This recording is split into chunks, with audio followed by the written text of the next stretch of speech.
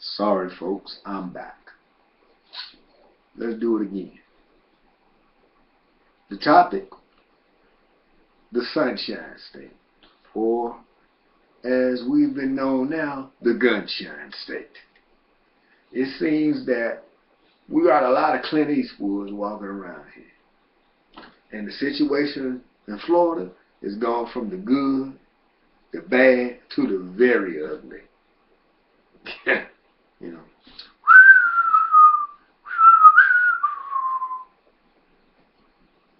know. I remember when Florida passed the Make My Day law. We thought that would be the be all, the do all. And then years later, Jeb Bush, not of the Bush's Beam family fortune, roll that beautiful beam footage, decides he wants to bring and enact a law called Stand Your Ground. Now, I dig Stand Your Ground. If you're being threatened, somebody's doing something to you, you have a permit to carry a gun, your license, and somebody's threatening your livelihood, or threatening your family, by all means, you got to defend yourself. But we have some people who have basically lost their damn minds. The retired Tampa police officer, I don't know his name. If y'all can help me with his name, send it to me. George Zimmerman and Michael Dunn. It seems to me that it has now became open season on black males between the ages of 14 and 17 years old. That means if you got a gun and these young men are threatening you, you have carte blanche to take them to another world. And this, my friends, is crazy. Crazy to the highest power. We saw two high-profile trials. The George Zimmerman trial in Sanford, and now the Michael Dunn case in Jacksonville, Florida. And when you look at both cases, the defense attorney for Michael Dunn said these cases are different. And I said, what were you looking at? It's not different. Here are two quote-unquote men who felt their life was being threatened by two unarmed teenagers. You mean to tell me an unarmed teenager poses a threat to you? In George Zimmerman's case, he was told not to follow Mr. Martin. He was told by the police dispatchers, are you following? Yes, we need you to stop. So how is your life in danger when you do something that you were told not to do? But you were acquitted. Now you run around here talking about, I'm suffering from PTSD and I'm broke. Oh, hallelujah, man. What you want us to do, run around and dance for you? That's the state of half of America. Damn, they're destitute. And some people who are truly suffering from PTSD. Some wounded warriors who are coming from Afghanistan and Iraq are actually suffering from PTSD. Oh, George, you just suffering from guilt, homie. That's what the hell you suffering from. You suffering from guilt and it's eating at you. You can't sleep at night. Well, we know you're eating, but you can't live with your conscience. You get on there talking about, I thank the people of Florida. I thank the wonderful people for helping me. Okay, you raised $350,000 for your defense and you broke? I don't think so. You just some pathetic loser who wanted to be a cop so bad. Then here we come, Mr. Michael Dunn, coming from his son's wedding reception. He already juiced, saying that a group of teenagers in a Dodge Durango was threatening his life because they were playing loud thug music. Get the word on thug. I really don't like the word thug. It always had a negative connotation. Even when I saw it tattooed across Tupac's stomach, I didn't feel for it either. We as black men, black males, need to stop referring ourselves as thugs and pimps. They are not positive things. How can we can't refer ourselves as kings and warriors and conquerors and knights? Something noble. We got to reduce ourselves to a thug. Reduce ourselves to a pimp or other some kind of lowlife or a gangster. I remember gangsters, they were little short, they were Italian men who damn near ran this country.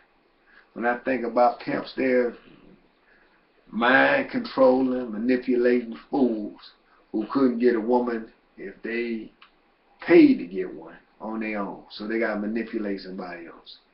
And the thug, well, you know my feelings about thugs.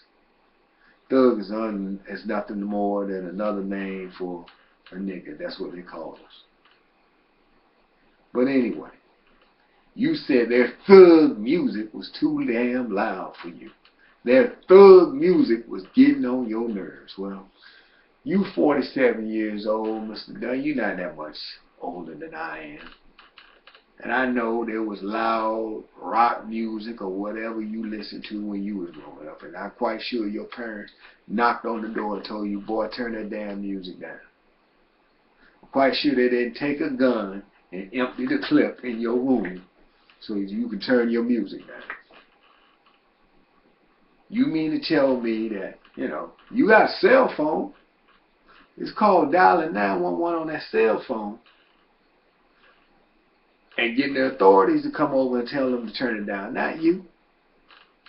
And then the way you described, before you fired, you had time enough to reach in your glove box, load the clip into your gun, spin around, and fire into that car.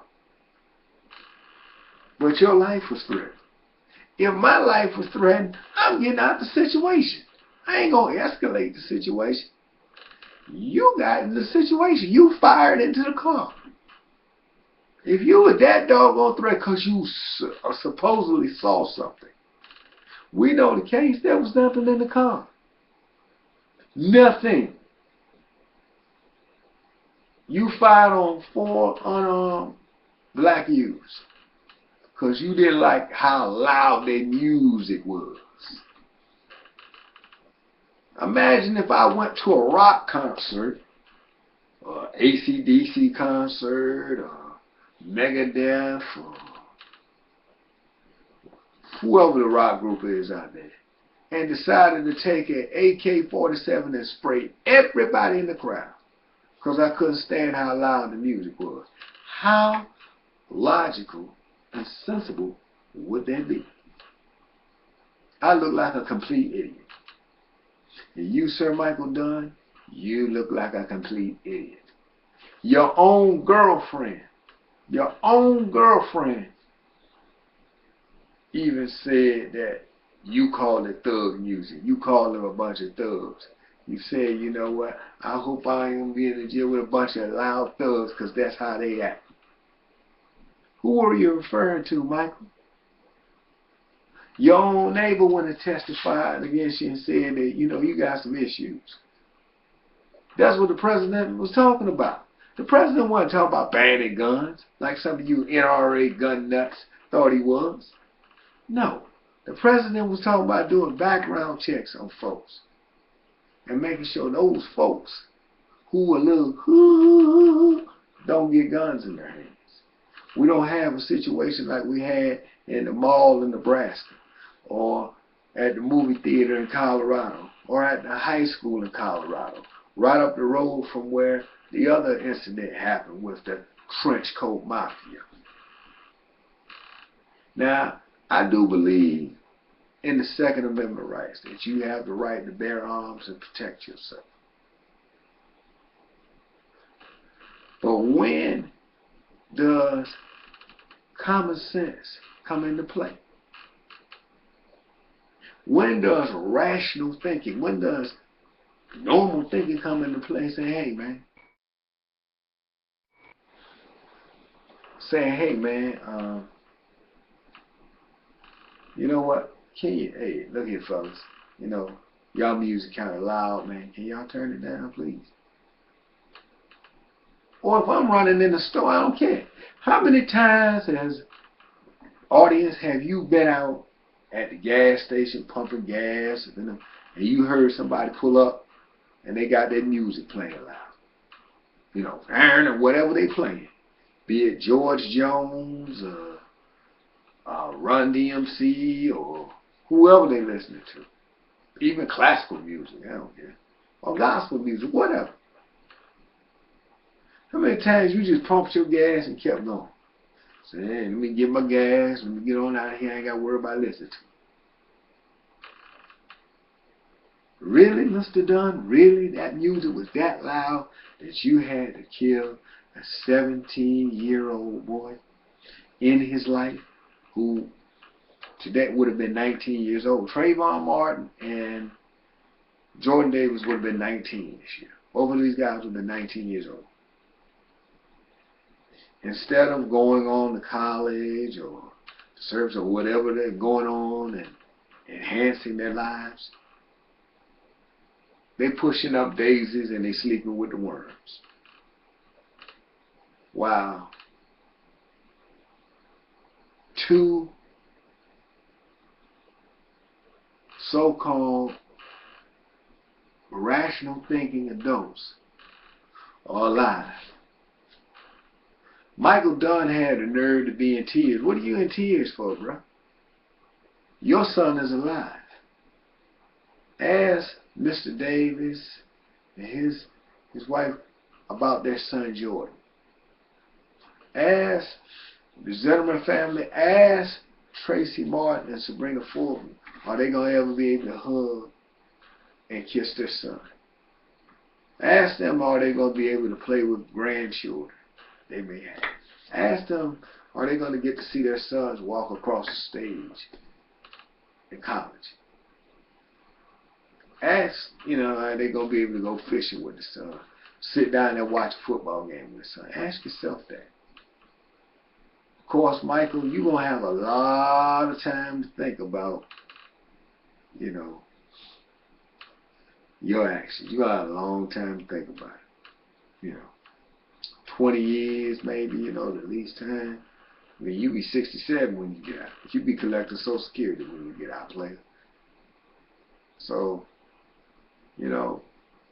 my good people, when you go in and cast that ballot, please cast that ballot. If you don't have a voter registration card, go get one. And cast that ballot. Because if you don't cast that ballot, you will get that bullet. As Malcolm said, it's the ballot or the bullet.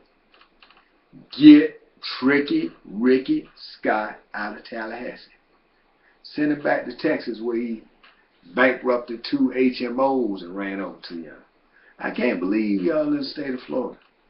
This man was already a crook, and you elected him to be the governor of the fine state of Florida.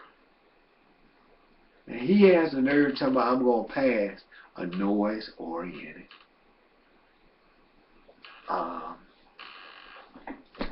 ordinance. Instead of talking about the tragic death of this young man, he talking about loud-ass music.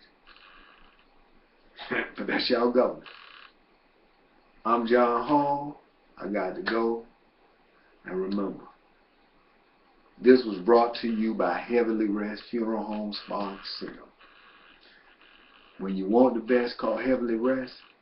And for your eternal slumber, dial our number. But on a serious note, my prayers go out to the Davis and Martin family.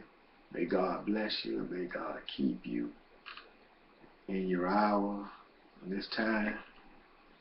And may something positive come from all of this. Peace, goodbye, love you. Bye.